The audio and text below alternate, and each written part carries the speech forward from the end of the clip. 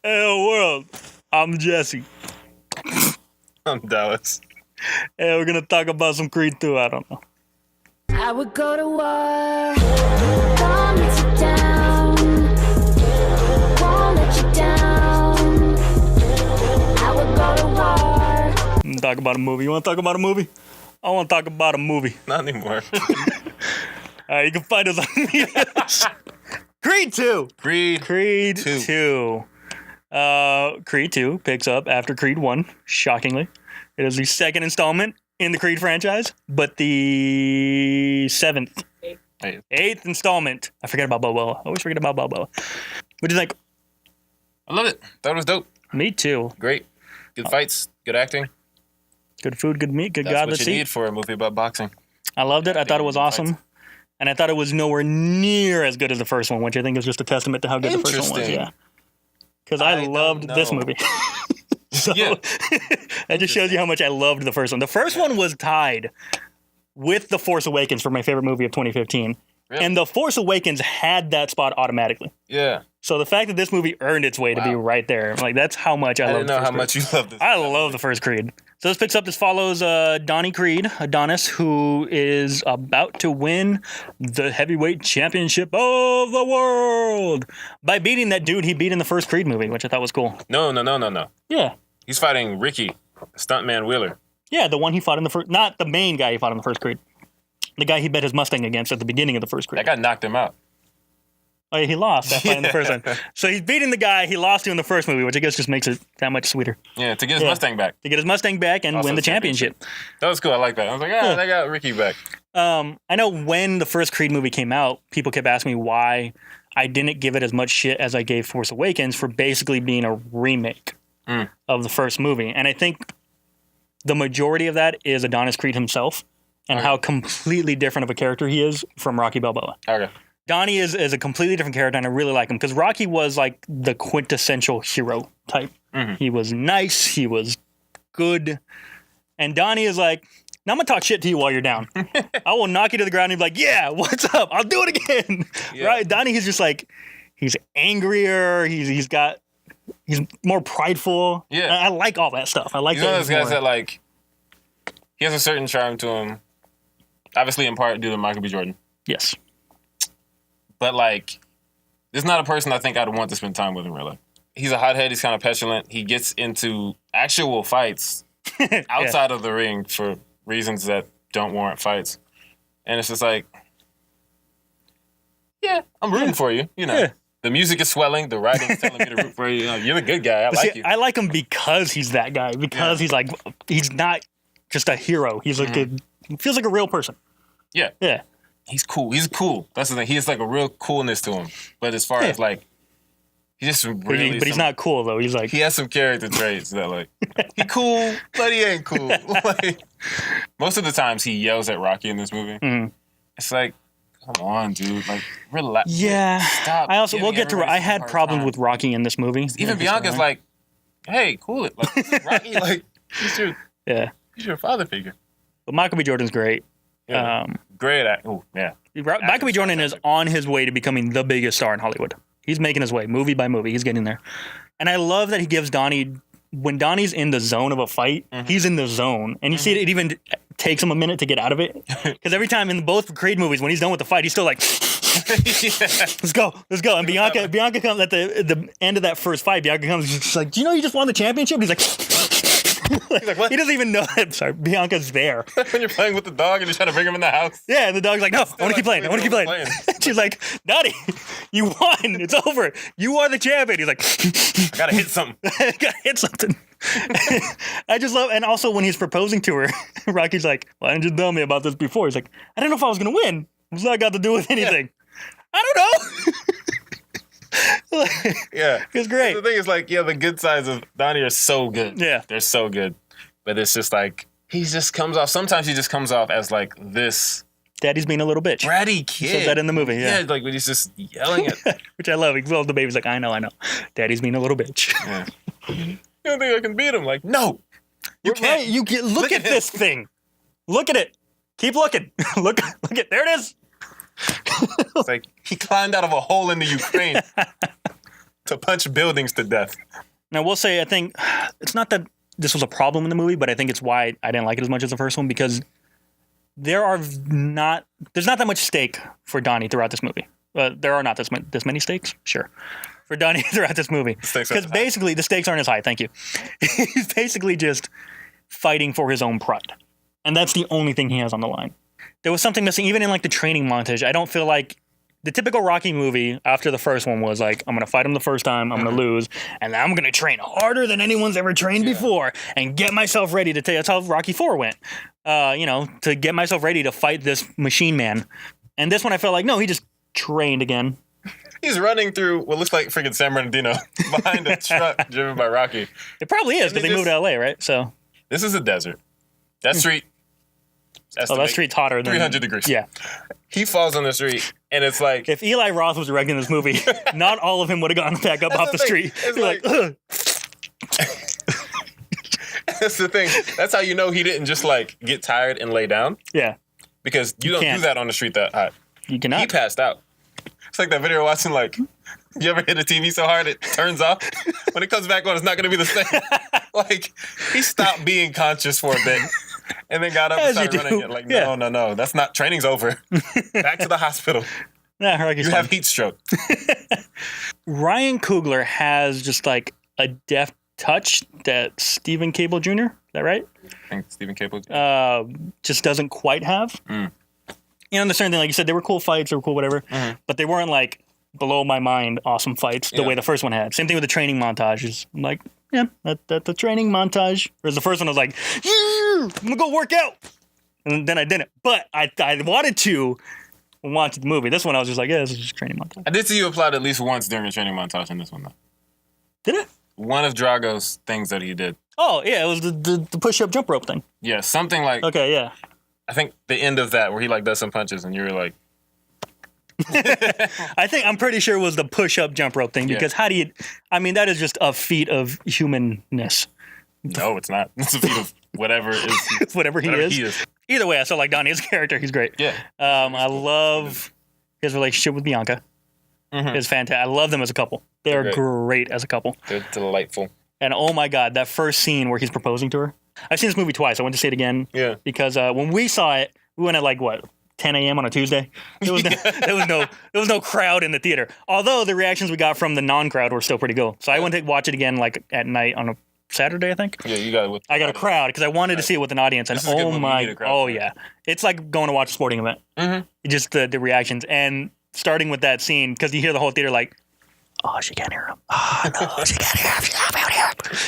It was like, yeah. Oh, it was heartbreaking. But I do like that they progressed with that, because that was something I was worried about. The deafness thing?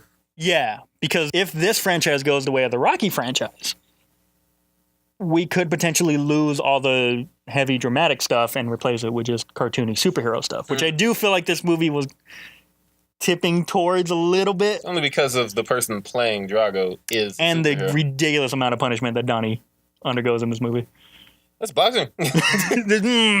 Back to Bianca and her deafness. So I like that we're keeping that going, because it was almost a throwaway line in the first movie. Yeah, it's like, oh, eventually I'm not going to be able to hear anything. Right. Like, they could have forgotten about it if they wanted to, easily. Yeah, like Rocky's cancer. Like Rocky's cancer, and Rocky's brain damage, and the other disease that Rocky got in Rocky Balboa, I think? One of them. Yes, anyway, I like that they're addressing it, and I love the fact that they let the kid have it, too. Maybe. They left the door open to get rid of that, where they're like, well, it's an infant, and sometimes we get false readings. Yeah, I'm pretty sure the kid's deaf. Yeah, and I like that the movie had the balls to do that, and that's going to be a thing that we'll have to deal with going forward in the franchise. But I love even just the opening scene where Bianca walks in, and she signs to him, and you realize they've been learning sign to get ready for the day she can't hear him. Like, oh, they're great. That's cute. Yeah. Very cute, very cute. Especially because what she signed was great. Oh, also, biggest cheer moment of 2018 at the end of the movie when Donnie comes out to her singing for him. Oh, yeah. I loved it. That was just the coolest thing any couple has ever done for each other. I mean, it was like, this is my girl, look what she can do. This is my man, look what he can do. But also, the scene where they find out she's pregnant. Yes. That was so funny. Freaking Marianne. Oh my God. She's the best. So she's the best. She's mom. She's the mom. I love that they gave her more screen time in this movie. Me too. and I like that they gave her time with Rocky. I don't love it because it was literally 3-4 seconds long. I was like, I needed, and also we didn't get to see the reunion because that happened off camera at some point during this movie, and I was very disappointed. I wanted to see them see each other again for the first time since Apollo died, or since the funeral anyway. But yeah, she's amazing. Yeah, I love that scene where he's like, Mom, you probably guessed already. She's like, yeah, I already know. How far along are you? That was great. And Bianca was just like, hey, your mom's got jokes. And she just spits out the wine. Let me go ahead and not drink this wine to find out. That was great. Oh, it was so good. But like, yeah, oh my God. Felicia Rashad. Yeah. Like, there's parts in this movie where I almost teared up. And it's because every time you see Creed like getting beaten to death and they show her, I'm like, no. Oh, no, but I love Bianca's reaction, though, when they're in Russia and Donnie does something. I don't know what. And everyone stands up and cheers for him. And she stands up. She's like, yeah, you guys are all cheering for Drago now, huh? That was good. That was good. You know who had the best reaction, though, that I've ever seen? There's this one random extra. The crowd stands up and they just show this one random extra. And she looks Latina or something. So look out for her the next time you watch the movie. She's the one non-Aryan looking person in the audience. And she stands up. She's like, I think I remember. It was great. She stood out. She stood out. And I know she stood out because I could sense Demi and I noticed her at the same time. I was like, dude. And then Demi was like, yeah. I was like, yeah, that's a good extra. Second only to the guy who hits a propeller on the way down in Titanic. That's the best extra in movie history. That's crazy. And the guy who salutes in Independence Day. And the guy that Darth Vader sticks up against the roof and then forgets about him and backhands him in Rogue One. You know, he's not an extra. Rocky. Yeah, even though we keep talking about him like he is. He's in the back.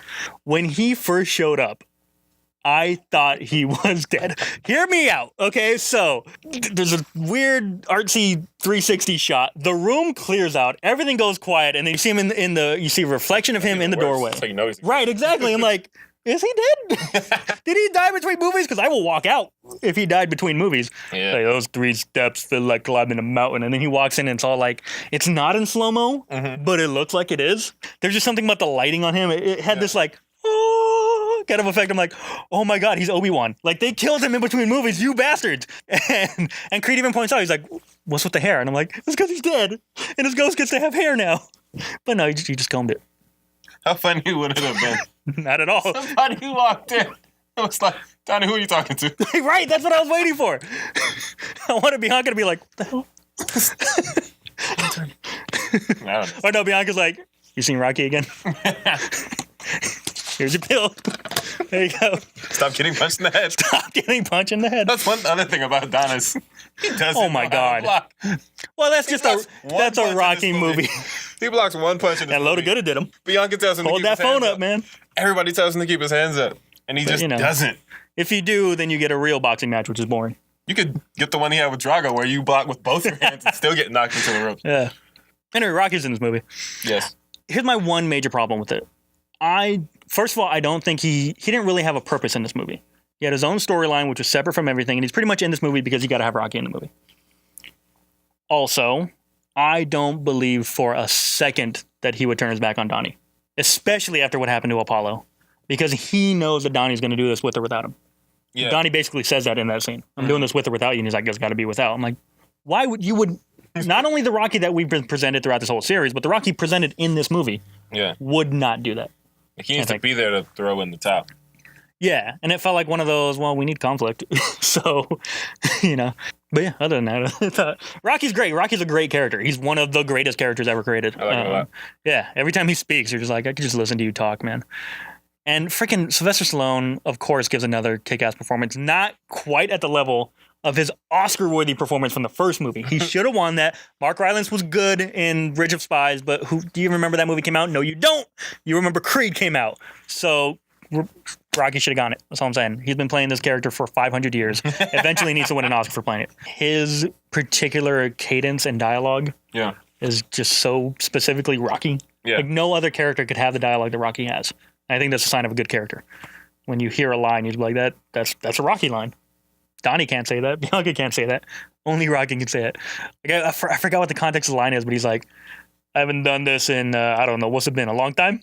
I was like, that's great. Yeah. Also, really good line. The scene between him and Drago in the restaurant. Oh my God. When I say this movie's like a sporting event, I don't just mean the sporting event scenes in the movie. Because that scene, there were so many cheers in the theater throughout this dialogue scene between these two old men. It was ridiculous. When Drago's like, no pictures of me. No, we don't have pictures of that. Which, first of all, why wouldn't you have a picture of you kicking the ass of the guy who killed your friend? But whatever. And then Drago goes, my son will break your boy.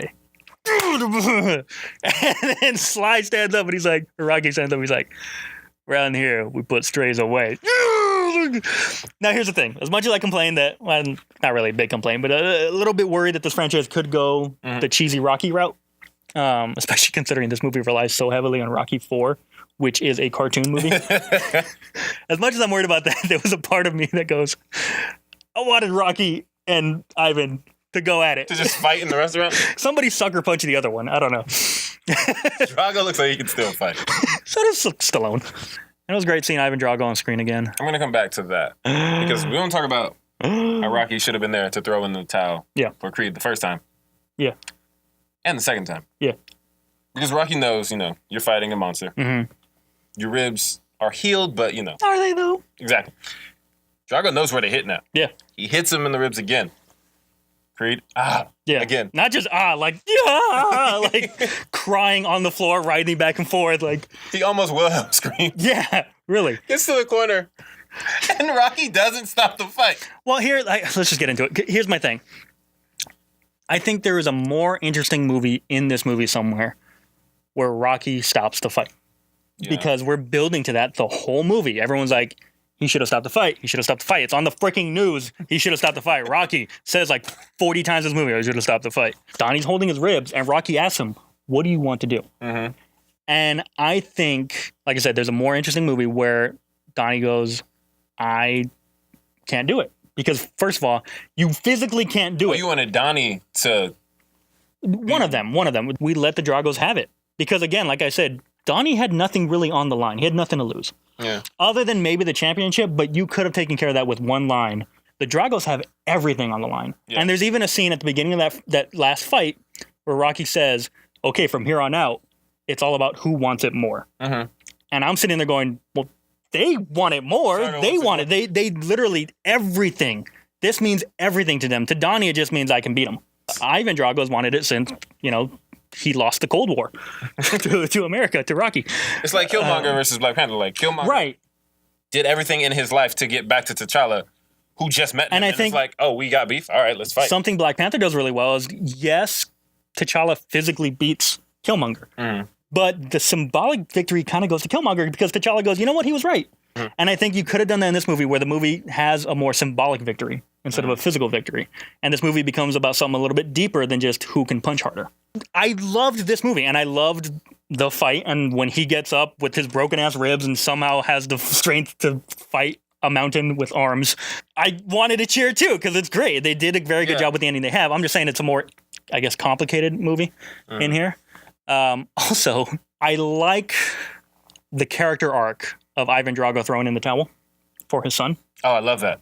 I love it. And that's why, what's part of the reasons why, like, the way you're saying would make it more interesting is great.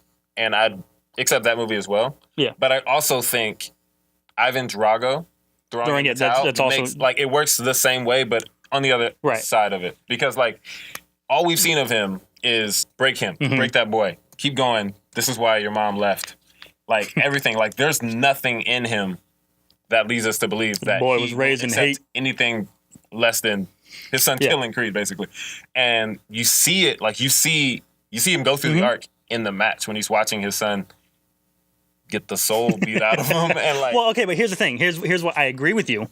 I think execution-wise, though, Viktor Drago was not in danger. He was getting beat by Donnie, but he was getting, like, normal beat by Donnie, like you do in a boxing match. After a certain point, the ref probably should have stopped the fight because once you stop protecting yourself, once you drop the arms, over. Technical knockout. Hold on, but here's the thing: if you're in a Rocky movie, that's how you start the fight. So, like, what's the ref gonna do? Like, but I mean, like, at the point where like Creed doesn't protect himself, he's like, all right, let's do it. Like, Victor's the son's name? Viktor Yes, Drago? yeah. He got to a point where he was The other most standing Russian up name. and unconscious. Like at the end, by the time Drago throws him that towel, he's just like, I don't want to live anymore. Hello, but still, you're getting show you what it's like to be a zero. It's still though like, if Colin kept punching me, eventually it's gonna hurt. But I'm fine. But again, it's a good character. And I agree with you. It's a great character arc for Ivan. And I love that the Dragos were, and this is the only thing I do think this movie did better than the first one. The Dragos were fantastic villains. I think they were layered, they were sympathetic, and they were scary as hell. Whereas, Pretty Ricky was there. Milo came back, Milo Ventimiglia, because he's relevant again. He was relevant in Balboa because of Heroes. Then he stopped being relevant, so we never saw him again. But now he's relevant again because This Is Us. So they brought him back.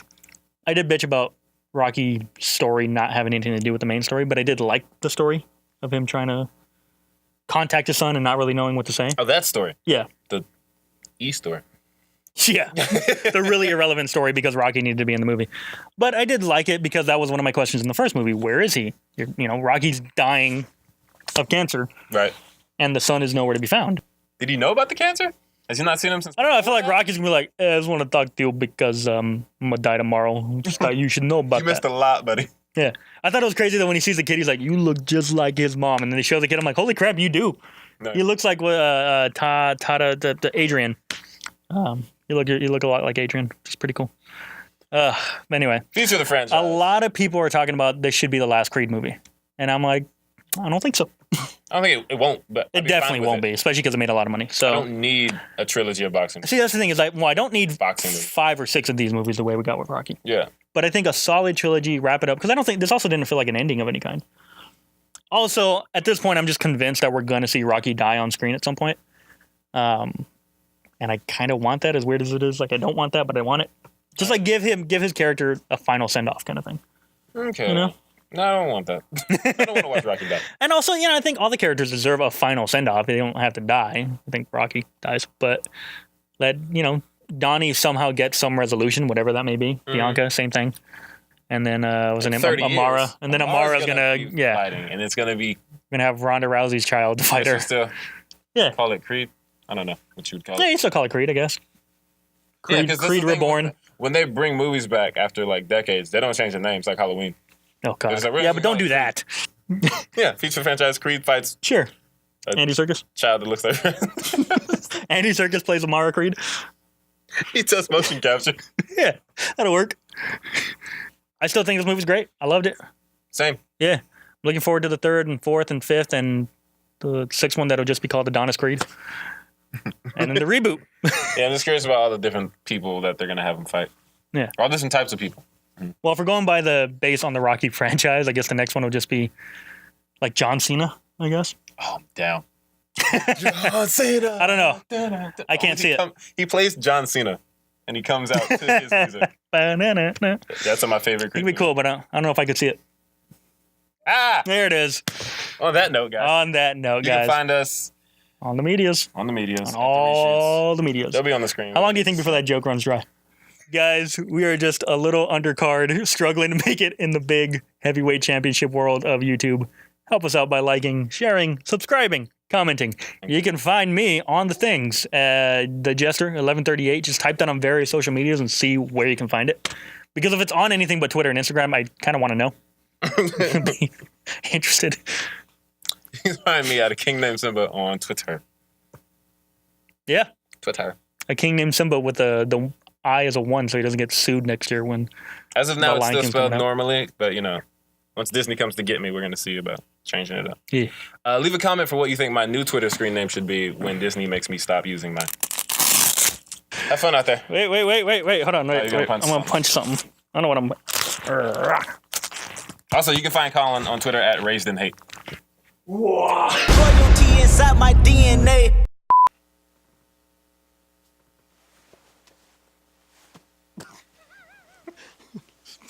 Punching bag. All right. Oh, world. Sorry. Serious Rocky impersonation now. That's what Donnie did. Donnie would break his ribs. He broke his ribs 5 times in this movie, and he was like, I'm good. Like, how are you good? Your lungs are being impaled by your bones. What's your sign, Dallas? Tell the people. You don't need You gotta tell the people. True. We don't summarize anymore. He couldn't use her music too. He knew he was gonna win, Dallas. That's fair. Yeah. Now he deserves the music. Exactly. He earned it. Yeah, just take his pills beforehand, then he's ready to go. He's like my ring's outside. Of course he has 4 medication. Yeah, when you're that old, you just take pills. You just start taking. What'd you have for breakfast? Eggs, pills. What'd you have for breakfast? You get to a certain age, and the doctor just gives you pills, doesn't tell you what they're for. This is just for? Age. Right. Nobody in this fight is under 200 pounds. All you need to do was look at them and go, "Damn, that's how much he weighs." He weighs damn. Yeah, weighing in at a lot. Mm-hmm. Weighing in at a lot less. A lot and Let's a lot get ready more. to rumble.